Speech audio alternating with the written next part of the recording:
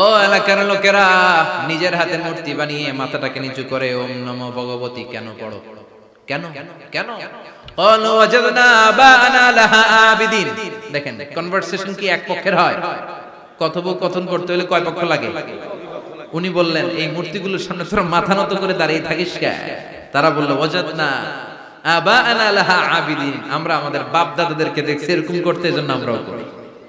সাইয়েদনা ইব্রাহিম বললেন লাকাদ কুনতুম আনতুম ওয়া আবাউকুম ফি দালালিম মুবিন, তোরাও শেষ, তোর বাপ দাদারাও শেষ, তোদের বাপ দাদারাও গোল্লায়, তোরাও গোল্লায়, চিল্লাই কোন ঠিক কি না? কি কনভারসেশন! এরপরে বাৎসরিক পূজা অনুষ্ঠানের দিন আসলো। কিছুদিন আগে একটা হয়েছে না সরস্বতী, এটা বোধহয় হিন্দু ভাইদের বিদ্যার দেবী। এরা এক একজনের কাছে এক একটা জিনিস নিয়ে যাওয়া লাগে, আমরা সব জিনিস চাই একজনের কাছে, তিনি কে? এটা কঠিন না সহজ? বিদ্যার জন্য ওই মন্দিরে, সৌন্দর্যের জন্য এই মন্দিরে, খাদ্যের জন্য দুর্গার কাছে, ঝামেলা না? আমরা সব কিছুর জন্য একজনের কাছে যাই, তিনি কে?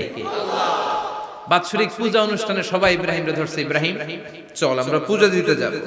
সাইয়েদনা ইব্রাহিম ফানাযারা নাযরাতান ফিন নুজুম, তাকালেন আকাশে আর বললেন ইন্নী সাকিম, আমি যেতে পারবো না, আমি অসুস্থ। আমি কি আসলে সুস্থ ছিলাম? তো অসুস্থ বললেন কেন? কারণ অসুস্থতা দুই ধরনের, চিল্লায় বলেন, একটা শারীরিক আর একটা। সাইয়েদনা ইব্রাহিম মানসিকভাবে প্রচন্ড বিপর্যস্ত ছিলেন, অসুস্থ ছিলেন। এর কারণ গোটা উম্মত মূর্তির পূজা করে, এই দৃশ্য দেখে কোন নবী মানসিকভাবে সুস্থ থাকতে পারে? উনি বললেন আমি অসুস্থ, তোমরা যাও। সবাই বলল ঠিক আছে আমরা যাই। ইব্রাহিম তুই আমাদের ঘরের মূর্তিগুলারে পাহারা দে। মূর্তি পাহারাদার একজন ভালো লোক পাওয়া গেছে, মূর্তি পাহারা দেওয়ার জন্য ভালো একজন পাহারাদার পাওয়া গেছে। নাম কথা কন, কথা বুঝতে কষ্ট হচ্ছে মনে হয়। মূর্তি পাহারা দেওয়ার জন্য কারে পাওয়া গেছে? সাইয়েদনা ইব্রাহিম কয় ঠিক আছে আজকে পাহারা দিমু, জন্মের পাহারা, যা তোরা দিতাছি, পাহারা দিতেছি যা। এইবার সাইয়েদনা ইব্রাহিম মূর্তির ঘরে ঢুকলেন। দেখেন কি সুন্দর কথোপকথন আল্লাহ তুলে ধরলেন। আল্লাহু আকবার। মূর্তির ঘরে, দেবীর ঘরে ঢুকে উনি ঘুরে ঘুরে তাকায়, দেখে একটা এমনি হাত আর একটা ব্যাগ, 14-15টা হাত নিয়ে তাকায় আছে। উনি সবগুলোর সামনে এভাবে তাকায় আছে, দেখে এক একটা এক এক চেহারা, একটা হাতি গণেশ স্টাইলের, আরেকটা এরকম, আরেকটা নাড়ি, আরেকটা বাঘের, আরেকটা তলোয়ার নিয়ে আইতাছি কোপায় ফেলায়, আছে না নাই? সবগুলোর সামনে যায়, যে যে দেখে আর অবাক হয় যে কত ধরনের খোদার কাছে এরা কত কিছু চায়। আর যে দেখে প্রত্যেকটার সামনে ডেজার্টস আইটেম, মিষ্টান্ন, এক একটার সামনে রসমালাই, এক একটার সামনে কালো জাম, লাল জাম, রসগোল্লা, চামচাম, দুধ মালাই, মালাই চপ, আছে না নাই? জিব্বায় পানি চলে আসছে না কেন? তো সাইয়েদনা ইব্রাহিম অবাক, কি রে এত মূর্তি, এত ডিজাইন, এত ভাবে আর অঙ্গভঙ্গি করে আছে, এত খাবার দেয়া, খায় না কেন? সাইয়েদনা ইব্রাহিম ভাবলেন মনে হয় নাগাল পাই না, আমি একটু তুইলা ধরি। উনি রসমালাইয়ের বাটিটা নিয়ে যেটা হা করে আছে ওইটার সামনে যায়, কয় খা। কি কয়? বানাই কইতেছি মনে হয়। ফারাগা ইলা আলিহাতিহিম, মূর্তিগুলোর কাছে গেলেন। ফাকালা আলা তাকুলুন, খাবি না? ওই খাবি না ডারে আমি কিছু খা, কোরআন থেকে বলছি, ঠিক কি না? উনি ভাবলেন ওরা হয়তো খেতে পারে না, নাগাল পাচ্ছে না, কিংবা আমারে দেখে লজ্জা পাচ্ছে। নিজ থেকে রসমালাইয়ের বাটি তুলে ধরলেন, উনি বললেন খা, আর ওগুলা কয় হা হা করে বলছে, নরেও না সরে। উনি মুখের সামনে তুলে ধরে বললেন আলা তাকুলুন, খা। সবগুলার সামনে গেলেন, খা খা, কেউ খায় না, ওগুলো হা করে আছে। সাইয়েদনা ইব্রাহিম বললেন খা, কেউ কথা কয় না। উনি বললেন খাবি না কেন? তাইলে কথা ক। এই যে কষ্ট করে উড়াইলি, মুখের সামনে দিলাম, খাবি না কেন? কথা বল। আলা তাকুলু, খাবি না কেন? কথা বল। মালাকুম লা তাতাকাল্লামুন, খাবি না কেন? মালাকুম লা তানতিকুন, হয় খা নয় কথা ক। বলতেই লাগলেন খা খা। প্রত্যেকটা মূর্তির সামনে গেলেন, খা, ওগুলো করে আছে হা, কোনো কথা কয় না। কয় কেন খাবি না? তাহলে কথা ক। খায়ও না, কথাও কয় না। আপনার ছেলে বায়না ধরছে, আব্বা চানাচুর খাবো। কি খাবি? চানাচুর কিনে দিলেন, এই নে চানাচুর। এখন চানাচুর খায় না। কিরে বাপ খাবি না কেন? কথাও কয় না, খায়ও না, কথাও কয় না। এখন বাকি আছে কোনটা? কথা কর। ফারাগা আলাইহিম দারবাম বিল ইয়ামিন, ডান হাতে কোপানো শুরু করলেন। ইচ্ছা মতো ঘুষি কিল মারতে মারতে মূর্তিগুলার সাইজ। ফারাগ আলাইহিম দরবাম বিল ইয়ামিন, এক একটা নবীর হাতে জান্নাতি শক্তি দিয়েছে কে? খা নাইলে কথা ক, খায় না, কথাও কয় না, বাকি আছে মায়ের মারতে শুরু করলেন। মারতে মারতে সব শেষ, তারপরে খুঁজে পেলেন একটা কুড়াল। কি পাইলেন? কুড়াল দিয়ে মারতে আরো সুবিধা, খালি এটারে এভাবে মারে ওইভাবে মারে, মারতে মারতে যতগুলো মূর্তি ছিল সবগুলো মেরে বড় মূর্তিটার গায়ে মারতে যাবে, in the meantime stop, না এটারে মারো না। ফাজআলাহুম জুদাদান, সবগুলোর টুকরা টুকরা, ইল্লা কাবীর আল্লাহুম, বড়টা ছাড়া ওইটারে রেখে দিলেন। আর বুদ্ধি করে কুড়ালটারে বড়টার কাঁধে ঝুলাইয়া দিলে, বড় মূর্তিটার কাঁধের মধ্যে ঝুলাইয়া দিলেন। ঘটনাটা সুন্দর হয়েছে না? এখন কেমন যেন মনে হয় এটা কুপাইয়া দাঁড়া রয়েছে বাবার বেটার মতো। বড় পূজার শেষ, পূজার দিনক্ষণ শেষ।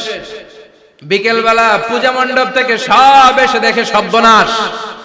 পাহারাদার ইব্রাহিম কই, আনতা ফাআলতা হাযা বিআলিহাতিনা ইয়া ইব্রাহিম।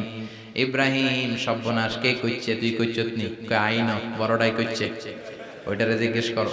বাল ফাআলাহু কাবীরুহুম হাযা ফাসআলুহুম ইন কানু ইয়ানতিকুন। কোরআন থেকে বলছে, আমি করি নাই। ওই দেখ কুড়ালটা কার কান্দে? বড়টার কান্দে, ওইটারে জিগা। সবাইকে খাইছে। সবাই বলে, ইব্রাহিম তুমি কি জানো না এগুলো কথা বলে না? সাইয়েদনা ইব্রাহিম বলে যে এটা কথা কয় না, ওইটার পূজা করস কেন? যেটা কথা বলে না, যেটা নিজেরাই নিজেদেরকে মায়ের থেকে বাঁচাতে পারে না, নিজেরাই নিজেদেরকে রক্ষা করতে পারে না, তোরে কিভাবে রক্ষা করবে? এগুলোর পূজা কেন করিস? ফাবুহিতাল্লাযী কাফার, কারো কোনো জবাব নাই, লা জবাব।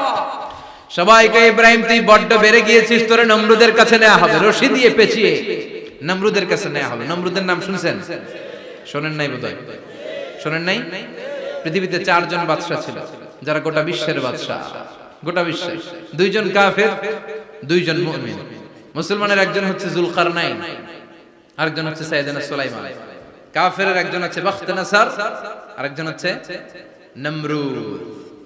এই নমরুদের কাছে নিয়ে যাও, রশি দিয়ে বেঁধে। এবার নমরুদের সাথে কি ডায়ালগ মারছে এটা তো আর কোরআনে নাই। কথা কম, এটাও আছে। নমরুদ বলে, ইব্রাহিম শুনলাম তুমি নাকি আমাদের খোদাগুলোরে মারছো, তুমি নাকি কোন আল্লাহর ইবাদত করো, তুমি নাকি কোন নতুন রবের তথ্য নিয়ে আমাদের বাবেল নগরীতে আগমন করেছো। আমি ছাড়া কোনো খোদা আছে বলে তো আমি শুনি নাই। এই বাবেল নগরীতে আমি ছাড়া কোনো খোদা আছে আজকে নতুন শুনলাম। কে তোমার খোদা? কি তার পাওয়া? এবার ডায়ালগ মারা শুরু করলেন সাইয়েদনা ইব্রাহিম। সাইয়েদনা ইব্রাহিম বললেন, রব্বি আল্লাযী ইউহয়ী ওয়া ইউমীত, আমার রব এমন রব যিনি জীবন দেয় আবার মরণও দেয়। প্রথমটারে দিলাম মরণ, পরেরটারে দিলাম জীবন। তোমার রব যেরকম করে জীবন দেয় আর মৃত্যু দেয়, আমিও জীবন দেই, আমিও মৃত্যু দেই। চিল্লায় পড়েন নাউযুবিল্লাহ। সাইয়েদনা ইব্রাহিম বিপদে পড়ে গেলেন। তাই তো, আসলেই তো প্রথম লোকটারে মৃত্যু দিল, দেয় নাই? কথা কন, ছুরি মেরে রক্ত বের করে ওর মৃত্যু দেয় নাই? পরের লোকটারও একই ভাবে মৃত্যু দিতে যে সেখান থেকে বাঁচিয়ে জীবন দিল। ভেজাল আছে না নাই? এবার সাইয়েদনা ইব্রাহিম বলে, ফাইন্নাল্লাহা ইয়াতি বিশ-শামসি মিনাল মাশরিকি ফাআতি বিহা মিনাল মাগরিবি ফাবুহিতাল্লাযী কাফার। সাইয়েদনা ইব্রাহিম বললেন, বুঝলাম তুমি আমার আল্লাহর মতো জীবন দাও, বুঝলাম তুমি আমার আল্লাহর মতো মরণ দাও, কিন্তু নমরুদ খেয়াল করে শোনো, আমার আল্লাহ প্রতিদিন সকাল বেলায় পূব আকাশ থেকে জল জলে সূর্যটা উঠায়। তোমার যদি এরকম কোন ক্ষমতা থাকে, তুমি আগামীকাল সকাল থেকে পূর্ব দিক থেকে সূর্য না উঠিয়ে পশ্চিম দিক থেকে সূর্যটা উঠাও। ফাবুহিতাল্লাযী কাফার। এবার ধরা গেছে, এবার জায়গার মধ্যে ধরা, একেবারে স্টপ, লা জবাব। নমরুদের মুখে কোনো জবাব নাই। এবার নমরুদের মেজাজ নরম নাকি গরম? কথা কয়, গরম মেজাজ নিয়ে কয়, হাররিকু, এটারে আগুনে জ্বালা, এটারে আগুনে ফেল। নমরুদ বুঝে নাই যে আগুনের মালিক কে। বিশাল আগুনের কুণ্ডলি পাকিয়ে সাইয়েদনা ইব্রাহিমকে আগুনের মধ্যে ফেলে দেয়া হলো। হাতের মধ্যে রশি, পায়ের মধ্যে রশি, সারা দেহের মধ্যে রশি পেঁচিয়ে আগুনের কুণ্ডলিতে ফেলে দেয়া হলো। মুহূর্তের মধ্যে আগুনের প্রজ্বলন শক্তি ওই রশিগুলোকে জ্বালিয়ে পুড়িয়ে সারখার করে দেয়, কিন্তু সাইয়েদনা ইব্রাহিমের দেহের একটা পশমও জ্বালায় না। যে রশি দিয়ে টাইট করে পাচ্ছে ওনার দেহের সাথে লাগানো অ্যাটাচ করা রশি, ওই রশি জ্বলে যায়, কিন্তু সাইয়েদনা ইব্রাহিমের পশম জ্বলে না। চিল্লায় পড়েন আল্লাহু আকবার। আজো যদি তোমাদের মাঝে কেউ ইব্রাহিমের মতো ঈমান আনিতে পারো, অগ্নিকেও পুষ্প বলে পরিণত করিতে পারো। ঠিক কি না? মুসার মতো ঈমান হলে রাস্তা হবে সাগর জলে, ইউসুফের মতো ঈমান হলে একে একে দরজা খোলে। সাইয়েদনা ইব্রাহিমের মতো ঈমান যদি আজ থাকে বিদ্যমান, অগ্নিকুণ্ডে দেখতে পাবে খুবসুরতে ফুলবাগান। ঠিক কি না? ওই ঈমানটা দরকার। ওই ঈমান যদি ঈমানের মতো হয়, আগুনের কুণ্ডুলকে ফুলবাগান বানিয়ে দিবে কে? সাইয়েদনা ইব্রাহিম বসে রইলেন, নমরুদ কয় আরো আগুন জ্বালা, এলাকার বড় বড় গাছগুলো তক্তাগুলো কেটে আগুনের কুণ্ডলিতে ফেল। তক্তা লাকড়িগুলো আগুনের কুণ্ডলিতে ফেলা মাত্র দাউ দাউ করে লাকড়িগুলোকে তক্তাগুলোকে আগুন জ্বালিয়ে দেয়, কিন্তু সাইয়েদনা ইব্রাহিমকে জ্বালায় না। সুবহানাল্লাহ। আগুনের মালিক কে? ওই আল্লাহ আজও আছে না নাই? তিনি আগুনকে অর্ডার করলেন, সৃষ্টির শুরু থেকে তোকে একটা ধর্ম দিয়েছি, সব জ্বালিয়ে দেয়া, পুড়িয়ে দেয়া, আজকে কয়েকদিনের জন্য তোর ধর্মটাকে আমি স্টপ করে দিলাম। চিল্লায় পড়েন আল্লাহু আকবার। কুলনা ইয়া নারু কুনি বারদান ওয়া সালামান আলা ইব্রাহিম।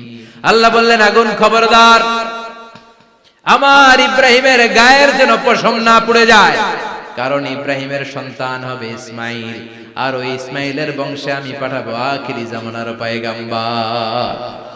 ইব্রাহিমের জন্য কিছু না হয়, কোন বারদা ঠান্ডা হয়ে যায়, কি হয়ে যায়, কিন্তু এত বেশি ঠান্ডা হবি না যাতে ইব্রাহিমের সর্দি না লেগে যায়। সুবহানাল্লাহ। আগুন বলে আপনি বললেন কোনি বারদা ঠান্ডা হও, আবার কোন এত ঠান্ডা হবি না যাতে সর্দি না লাগে, কেমন ঠান্ডা হবো? আল্লাহ বললেন সালামান আলা ইব্রাহিম, সালাম হয়ে যা, শান্তির গুলবাগিচা হয়ে যা, এয়ার কন্ডিশন নাতিশীতোষ্ণ হয়ে যা। চিল্লায় পড়েন আল্লাহু আকবার। 40 দিন ছিলেন এই আগুনের কুণ্ডলিতে, কিচ্ছু হয় না। সুবহানাল্লাহ পড়বেন না? শেষ জীবনে উনি ওনার নাতিপুতিদের সাথে গল্পের সময় বলতেন যে আমার জীবনে সবচেয়ে আরামদায়ক সময় কাটিয়েছি আমি ইব্রাহিমের আগুনের, নমরুদের আগুনের কুণ্ডলির ভেতরে থেকে। চিল্লায় এখন সুবহানাল্লাহ। তার মানে পুরো আগুনের কুণ্ডলির এই গোলবাগিচা বানিয়ে দিয়েছে কে? ওনার জীবনের শ্রেষ্ঠ সময় নাকি এটা, সবচেয়ে আরামসে নাকি কাটিয়েছে এই আগুনের কুণ্ডলির ভেতরে। চিল্লায় পড়েন আল্লাহু আকবার। এবার আল্লাহ ডেকে বলেন নমরুদ অনেক হয়েছে, আর না, অনেক চান্স তোমারে দিছি আমি, অনেক ছাড় দিছি, মাগার ছেড়ে দিব না। আল্লাহ কি দেয়? ছাড় দেয়, ছেড়ে দেয় না। মনে থাকবে? চিল্লায় বলেন তো আল্লাহ কি দেয়? কি দেয় না? নমরুদরে এতক্ষণ ধরে কি দিছে, কিন্তু কি আল্লাহ ছেড়ে দিবে? কথা বলেন। আল্লাহ বলে তোরে মারতে আমার কামান লাগবে না, গোলা লাগবে না, ফেরেশতা লাগবে না, তলোয়ার লাগবে না, নমরুদ তোরে মারবো আমি ল্যাংড়া মশা দিয়া। ফাআরসালাল্লাহু তাআলা বাউদা, আল বাউদাতু জুনদুম মিন জুনুদিল্লাহ। এই মশাগুলো আল্লাহর সৈনিক। কথা কর। এই মাছিগুলো আল্লাহর সৈনিক, এই সাপ আর ব্যাঙগুলো আল্লাহর সৈনিক, এই বাতাস আল্লাহর সৈনিক, এই মাটি আল্লাহর সৈনিক। মাটি যদি কাঁপাকাঁপি শুরু করে বসে থাকা যাবে? কথা কন। ভূমিকম্প হইলে সব দৌড়াদৌড়ি আছে না নাই? আগুন লাগলে দুর্ঘটনা আছে না নাই? বাতাস যদি 70 থেকে 80 কিলোমিটার বেগে ছুটে আসে দুর্ঘটনা আছে না নাই? ফারসালাল্লাহু বাউদা, আল্লাহ একটা ল্যাংড়া মশা পাঠালেন। এই ল্যাংড়া মশা নাকের ভিতর দিয়ে ঢুকে মস্তিষ্কের মাঝখানে যে কামড়াতে শুরু করেছে। মশার কামড় খাইছেন না আপনারা? শীতকালে যখন আমরা কম্বল মোড়া দিয়ে ঘুমাই, কানের সামনে যখন পন পন শুরু করে কেমন লাগে? কি বিরক্তি লাগে না? আবার ঝেড়ে টেরে আবার শুই, আবার পন পন। তো পন পনের আওয়াজই আমাকে সহ্য হয় না। ওই মশা নাকি দিয়ে ঢুকে এদিকে কামড়া, ওই বেটার কেমন লাগে? কথা কন। নাকের ভিতর দিয়ে মশা ঢুকে ভিতরে কুটকুট কুটকুট করে কামড় মারে। এই কামড় খাইয়া নমরুদ এবার নাচানাচি শুরু করছে। I M A disco dancer. Or dance দেখে সবাই হাসে, একেবারে I M A disco dancer. Or dance দেখে সবাই অবাক, ঘটনা কি? খোদায় লাফায় কে? এতদিন ধরে সবাই নমরুদের পূজা করতো আর বলতো নমরুদ সবচেয়ে বড় খোদা, নমরুদ সবচেয়ে। এখন খোদা কি করে? ড্যান্স দেয়। চিল্লা এখন কি দেয়? এবার নমরুদ বাঁচার জন্য মাথার মধ্যে আঘাত করে, কিন্তু মশা বের হয় না। চিল্লায় আওয়াজ করে উত্তরে বলেন, মশা ঢুকছে কার অর্ডারে? এই মশা বেরোবেও কার অর্ডারে? মাথার মধ্যে আঘাত করে ঘুষি মারে, কিল মারে, কিন্তু মশা বের হয় না। এবার আশেপাশের যারা আছে খাদেম খুদ্দাম কয়, তোরাও ঘুষি মার। খাদেম খুদ্দাম মনে মনে কয়, আজীবন অনেক মারছস, আজকে আমরা মারুম। সুযোগ পায়া কিলের উপর কিল আর ঘুষি। আজীবন অনেক কাজ করাইছিস আমাদেরকে দিয়ে, অনেক জুলুম করেছিস, আজকে সুযোগ পেয়েছে মতো মাইরা লই। খাদেম খুদ্দাম ওরাও কিল ঘুষি। ঘুষাইতে ঘুষাইতে চেহারার মানচিত্র পাল্টাই দিছে, মাগার মশা বের হয় না। এই মশা ঢুকছে কারা দেশে? কথা কর। এই মশাটা যদি বেরোতে হয়, অর্ডার লাগবে একজনের। চিৎকার করে বলেন, তিনি কে? নিজেও মারে, বেরোয় না। খাদেম খুদ্দামরা মাথার মধ্যে কিল ঘুষি মারে, বেরোয় না। নমরুদ কয়, এবার আমারে জুতা মার। কি মার? আমরা পরি প্লাস্টিকের জুতা, বাটার জুতা, অ্যাপেক্সের জুতা। আগে পড়তো খরমের জুতা। খরমের জুতা বানায় কি দিয়া?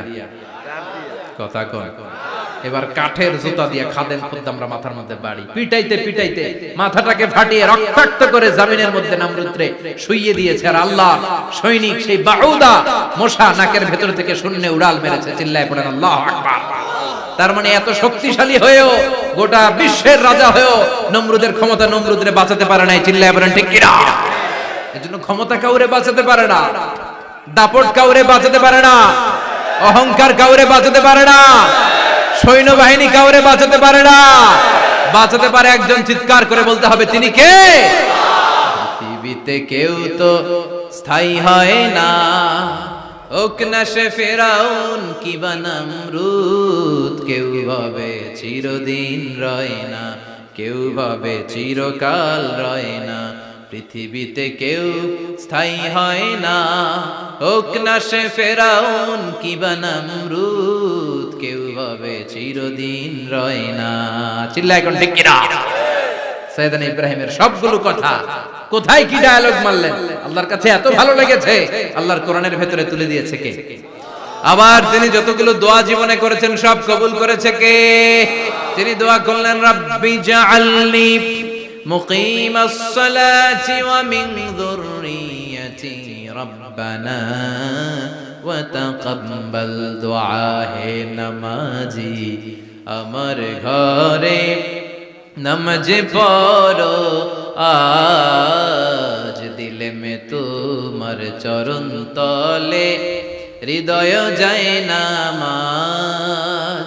হে নামাজি আমার ঘরে নামাজ পড়ো আজ, দিলে মে তোমার চরণ তলে হৃদয় যায় নামাজ। আল্লাহু আকবার পড়েন।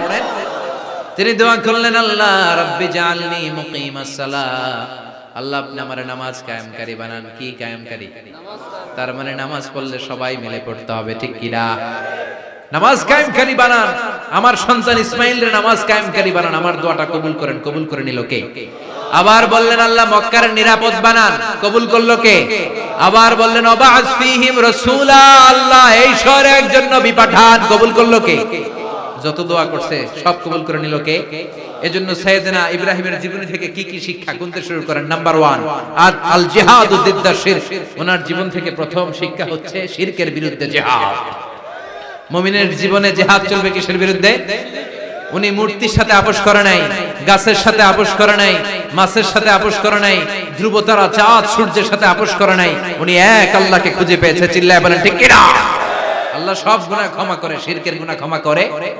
2 নাম্বার শিক্ষা হচ্ছে সত্যকে অন্বেষণ করতে হবে। ওইটা আমার বাবার বিরুদ্ধে যাক, ওইটা আমার দাদার বিরুদ্ধে যাক, ওইটা আমার দলের বিরুদ্ধে যাক, ওইটা আমার মতের বিরুদ্ধে যাক, সত্য যেখানে আমিও সেখানে। চিল্লায় এখন ঠিক কিনা? এটা হচ্ছে সাইয়েদনা ইব্রাহিম আলাইহিস সালামের ঈমান স্পিরিট। শিরকের বিরুদ্ধে মুমিন জিহাদ করবে।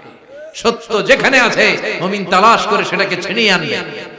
সাইয়েদনা ইব্রাহিমের জীবনী থেকে 3 নাম্বার শিক্ষা হচ্ছে ভিশনারি অ্যাটিটিউডের হতে হবে মুমিনের। আমরা খালি 10 বছরের হিসাব করি, 20 বছর, 50 বছর।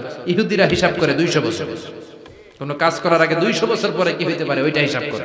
সাইয়েদনা ইব্রাহিম এরকম ভিশনারি ছিলেন, এজন্য দোয়া করেছেন রব্বানা ওয়াবা'আস ফীহিম রাসূলা, আল্লাহ যদিও ধুধু প্রান্তর জনমানব হীন একটা এলাকা, আপনি এলাকায় এমন একজন নবী পাঠান যেই নবীর আঁচলের নিচে গোটা বিশ্বটা একত্রিত হয়ে যাবে।